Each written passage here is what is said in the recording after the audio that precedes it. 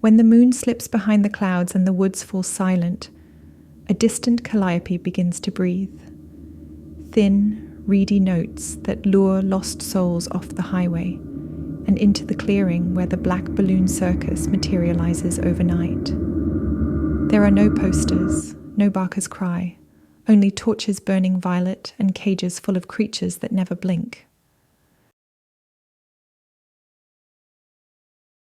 I never meant to stay in the town whose name no map remembers. I only wanted someplace to sleep, somewhere rain-tight and question-free, after 3 weeks hitching rides and lying about where I was headed. But that first night, as the mist thickened in the trees, I heard the music, the distant wheeze of a calliope piping a tune so sweet and cracked it felt like a lullaby stitched from broken glass. I followed the notes down an unlit gravel road until iron gates rose from the fog, flinging themselves open before I could knock. A canvas sign curved overhead in letters that glimmered like spilled oil. The Black Balloon Circus.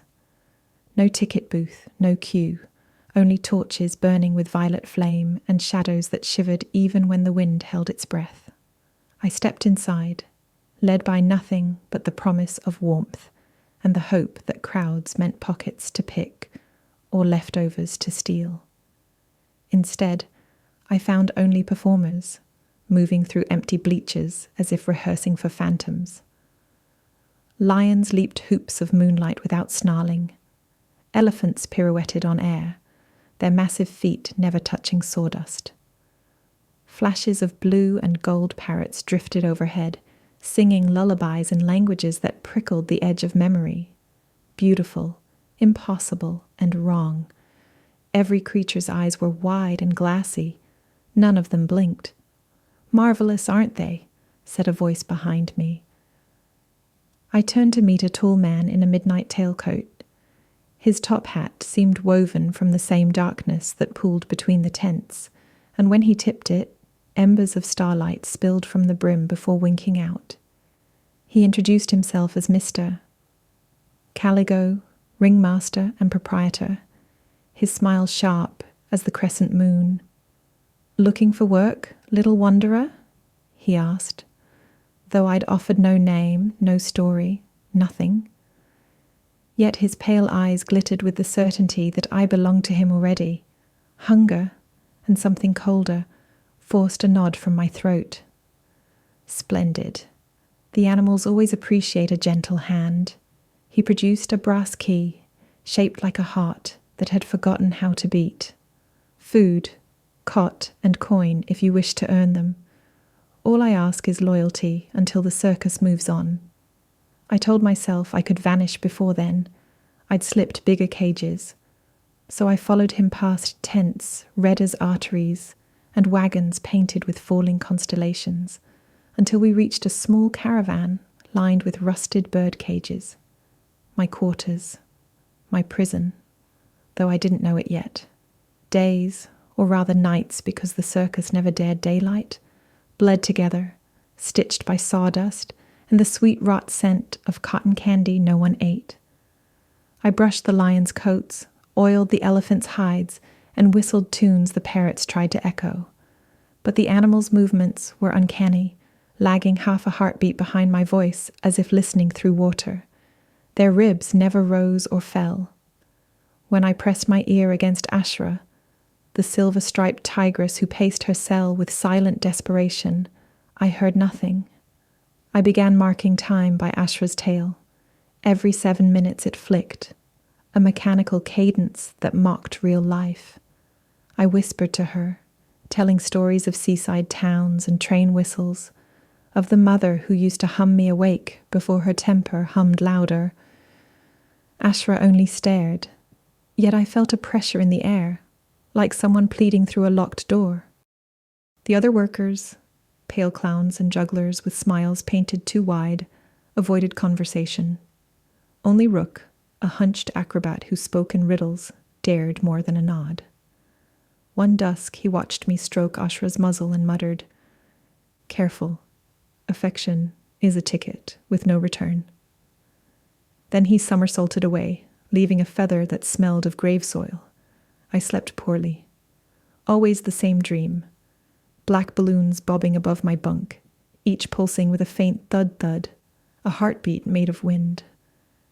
When I jolted awake, the rhythm lingered behind my ears.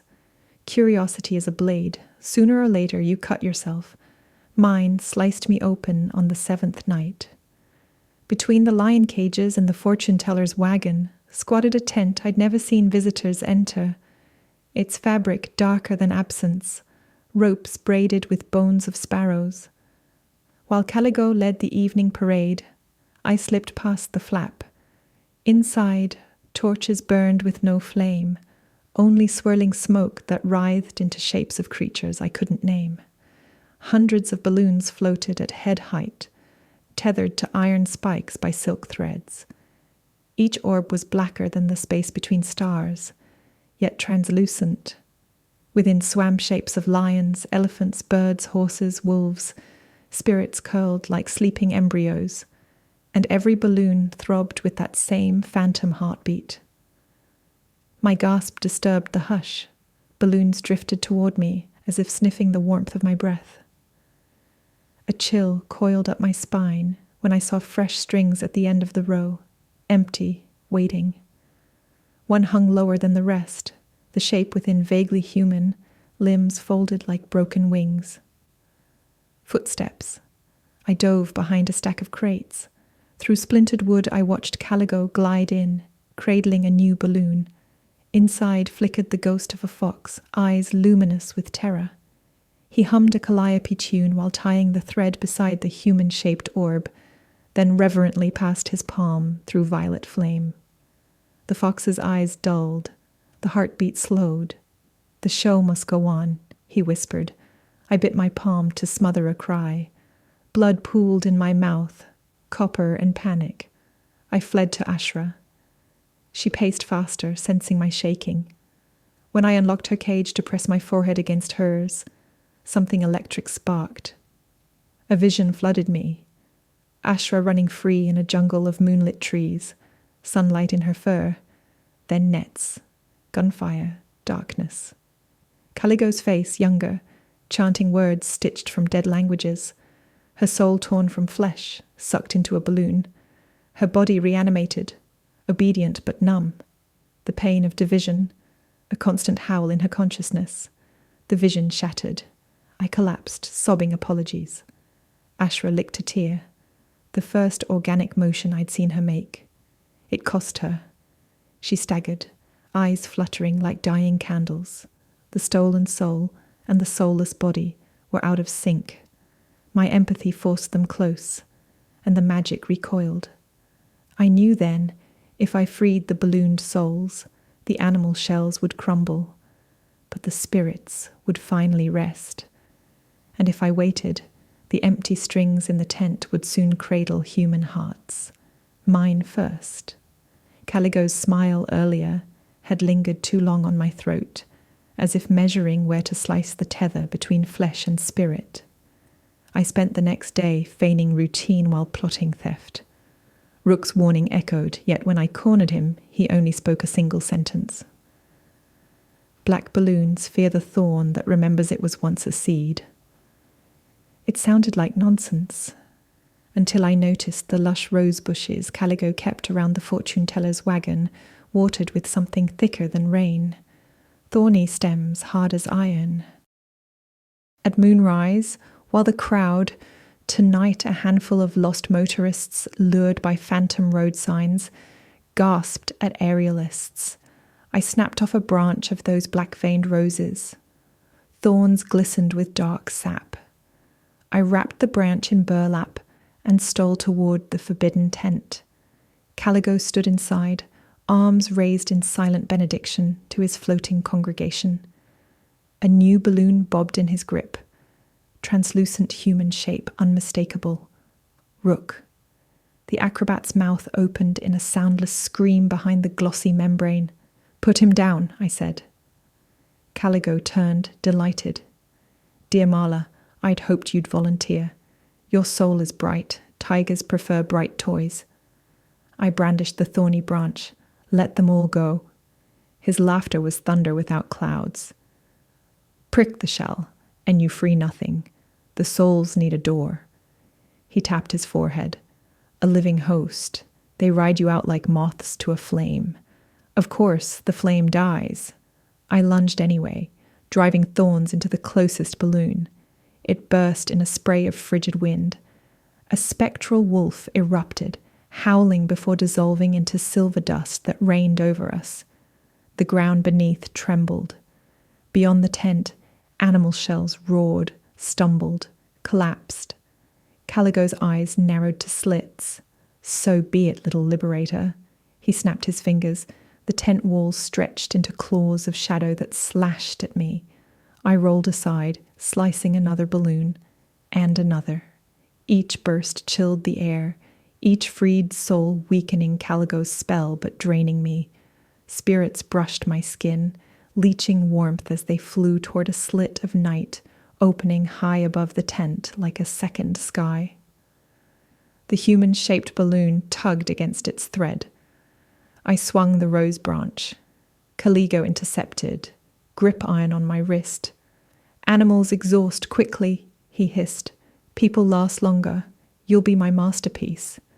Pain flared, thorns pierced my own hand, blood running down the branch. Caligo's pupils dilated at the sight. As if blood were ink he longed to sign a contract in.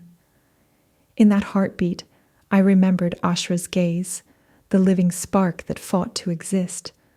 I drove my bleeding palm against the human balloon, smearing red across its surface. The membrane melted where my blood touched, and Rook's soul flowed into me. Blinding light, memories of trapeze heights, of a childhood spinning on one hand to escape hunger. My knees buckled under the influx, but I held the tear wide. Fly, I whispered, with Rook's voice inside mine. He surged out of my chest in a cyclone of gold and vanished. Caligo screamed, not fear but rage robbed of language. Shadows recoiled from him, sensing he would devour them too if it meant control. Ashra's balloon drifted near, tether loosening in the chaos. I slashed it. The tigress's soul burst forth, a comet of amber. Instead of flying up, she circled me, purring through spirit throat.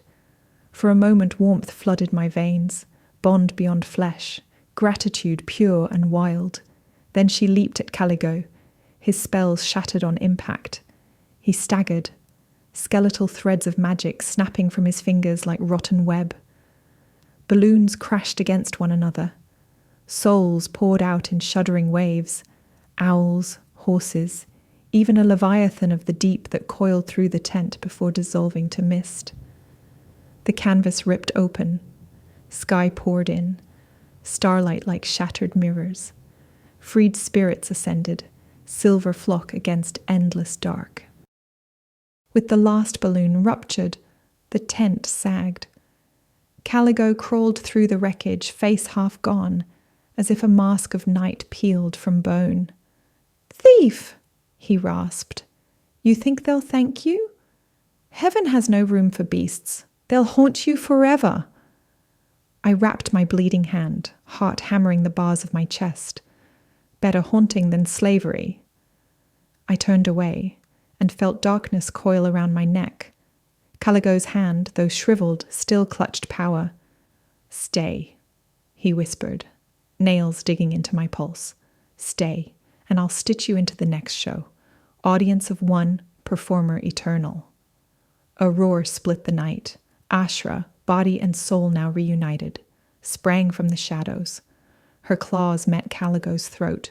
They fell together, man and tiger, into the heart of the boneless tent. I ran as canvas walls collapsed inwards, swallowing their struggle. Outside, midway lights sputtered out. Cages hung open, empty husks. A hush settled, broken only by the soft pop of final balloons bursting overhead like black stars going nova. I kept running until the music died, until dawn bruised the horizon pink and gold. Only then did I look back. Where the circus had stood lay a meadow of trampled grass, and a single object drifting upward on the morning breeze, one last balloon, black, heart-shaped, its string cut. Inside glimmered a faint outline, a girl with wide eyes and restless feet. My reflection. I felt for the weight in my chest, half expecting a hollow space, but my heart thudded steady. Still, the balloon rose higher, carrying some fragile echo of me toward the sun. Maybe the circus always takes a toll. Maybe freedom costs a piece of the soul you can spare. I turned my back on the sky and walked toward the road, Ashra padding silent at my side. Together we vanished into the waking world, leaving the Black Balloon Circus to legend and nightmares, and to the next traveler who hears a lonely calliope singing them off their path. I keep moving now, town to town. Some nights I swear I hear balloons knocking against each other far above the clouds, whispering my name in the hush before storms. On those nights I tighten my coat, whisper thanks to the tiger who saved me, and remember that a soul once freed must never stop running toward the light, even if the darkness learns your scent and follows close behind.